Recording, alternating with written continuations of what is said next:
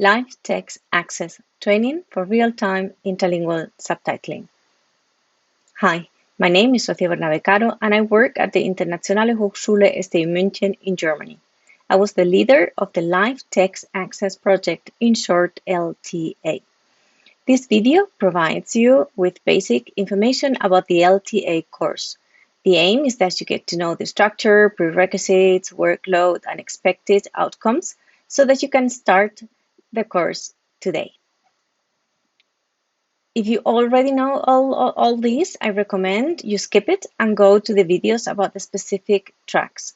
The track videos explain how to organize best the training for becoming a real-time subtitler, either by re-speaking or velotyping, depending on your starting level, of course. That is, whether you are a beginner, an intermediate, or an advanced trainee. You're probably wondering whether the LTA course is also for live captioners or speech-to-text interpreters. The short answer is yes. So why so many names? There are different reasons for this. Sometimes it depends on the field of application. For instance, in Germany, the term live subtitling is used for TV, and speech-to-text interpretation is often used for other contexts, such as conferences or education. In LTA, we use real-time interlingual subtitling because it describes three main aspects of the profession. That is, that the job is done in real time, in the same language, and that the written text mostly appears on a screen as subtitles. My point here is that you can use the materials to train yourself to become a real-time interlingual subtitler in different working contexts and acquire the different and necessary skills for each one. That brings me to the rationale of the training. The goal is that trainees acquire necessary skills to perform on the job sustainably. By sustainably, we mean that to become less of a sprinter and more of a marathon runner who delivers good quality, is driven, happy, and knows how to avoid burnout. You will learn that preparation is the first and most important step towards a successful performance. Preparation includes requesting information from the client, reading about the topic, creating glossaries, and preparing the software and the materials.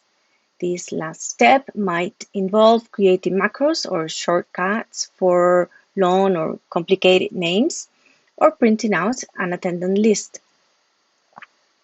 Learning how to perform during the job is a lifelong task and depends on the strategies that a person has at hand. What should I do when the speaker's speech is very fast or I cannot understand them because of their strong accent? What happens when I don't understand a concept? Should I correct their grammar? Can I ask for a break?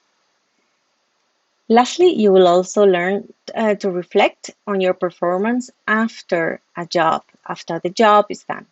This stage includes learning how to cope with stress and assess, for instance, how I can become more resilient, what stress factors can I avoid the next time, or what can I do after a job to stay healthy and fit. Upon completion of the course, you can expect these skills. For velotyping, a minimum speed of 500 characters per minute in short CPM and an accuracy of 99%. For re-speaking, you will have a speed of about 700 CPM and an accuracy rate of 98%. The LTA course trains for well-defined working contexts. The idea is that prospective professionals should be able to work in several contexts. To do this, trainees will learn both the similarities and the peculiarities of each of them. Live TV subtitling, for instance, is challenging because of the high speed and the variety of topics, and is less organized sometimes, for instance, in interviews. At the same time, live TV is nice, a nice place to start because sometimes the shows are semi-live and software and technical assistance are often provided by the broadcaster.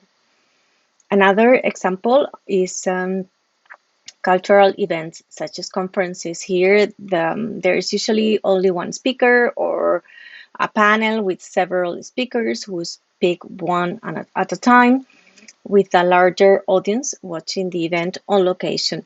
The topics are generally more specialized, but the speech is often more organized. One hurdle here at conference, for instance, is that speakers do not speak in a mother tongue, so for this you will learn different exit strategies. Other training contexts in LTA are meetings, educations, and parliamentary assemblies.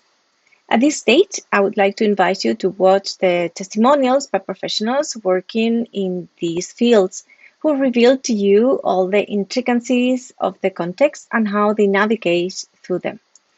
These videos are in Unit 1, Element 3. Okay, let's talk about the prerequisites for entering the course. As you can imagine, real-time subtitlers must have an excellent command of written and spoken language and extensive general knowledge. Building up these skills is a lifelong task in the profession. Real-time conditions are not controlled conditions. As professionals, you will dive into manifold, new, and unexpected situations. You will best enjoy this profession if you are an open person that is curious and who likes to learn new things, and at the same time is well organized or well organized enough to manage his or her own business, for instance, if you're a freelancer or if you have your own company. The duration of the course will depend on your level at the time of entrance.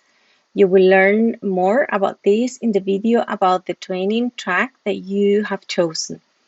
As a general reference, the whole 30 ECTS course has a workload of 750 hours in the case of the beginner's level. These hours include 270 class hours and 480 self-study or homework hours. But again, this may vary greatly depending on your skills and the educational context. As I said, the best thing is to watch the video for your track. All units follow the same structure. That is, all units are divided into elements, and the elements contain 3 learning outcomes, in short, LO or LOs.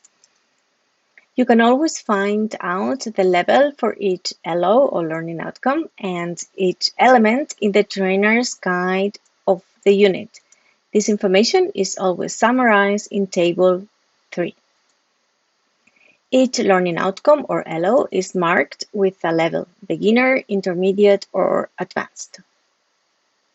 So, do you have to take all units? And if so, in which order? Well, the course is modular. That means that the units are self-contained. You can take them parallelly. Altogether, there are 2 units that are dedicated to the techniques, so you will be taking one of them, either re-speaking or velotyping, and 4 units that are general. The technique units are longer. This is why we recommend you start learning the technique from day 1. Because the modules are self-contained, as I said before, you can start where you want, depending on your interests, weaknesses, or your strengths.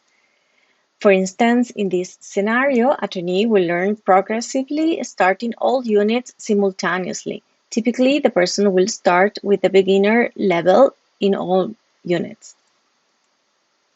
Here in this scenario, the trainee already has necessary skills in accessibility and management. Therefore, the person focuses on the technique and the 2 general units, linguistic competence and IT competence. Lastly, in this scenario, the trainee goes through all the units but chooses to change the order. So what are the next steps? We recommend you watch the video about your track and then download the trainer's guides of the units. It is always good to have a picture of your skills before you start the training. To do this, you can do the self-assessment test at the ecqa.org platform, or you can, well, more than or, you should measure your accuracy using the MARS tool at reachmars.eu. At any rate, get started today. That's the biggest step that you have to take. I wish you all the best.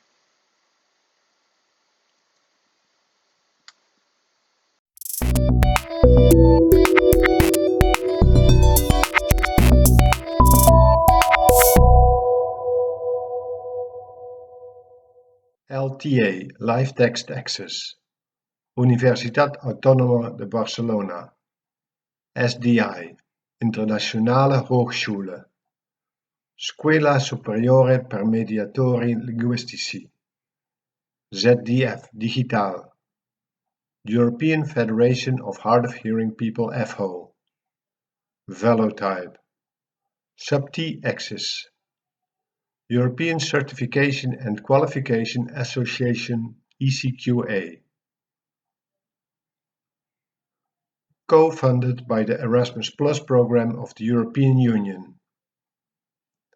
Erasmus Plus project 2018-1-DE01-KA203-004218.